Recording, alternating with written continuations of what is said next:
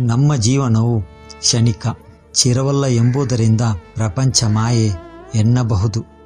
ನಮ್ಮ ಜೀವನಕ್ಕೆ ಎದುರಾಗುವ ಎಲ್ಲ ವಸ್ತುಗಳು ನಾವು ಸಹ ಚಿರವಲ್ಲವಾದರೆ ಅದೊಂದೇ ಕಾರಣದಿಂದ ಬದುಕು ನಿರರ್ಥಕ. ಬೆಲೆಯಿಲ್ಲದ್ದು ಅನುಭವಕ್ಕೆ ನಿರಾಕರಣೀಯ ಎಂದು ತೀರ್ಮಾನವೇ, ಅದರಿಂದಾಗಿ ಅದು ಮಾಯೆಯೇ.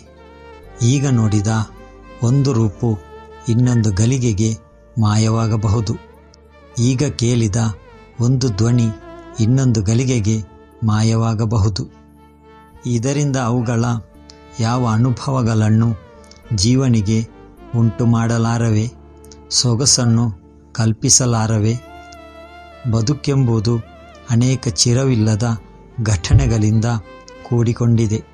ಈ ವಿಶ್ವವು ಅಂತಹ ಅನೇಕ ವಸ್ತುಗಳ ಮಾಲೆಯಾಗಿದೆ.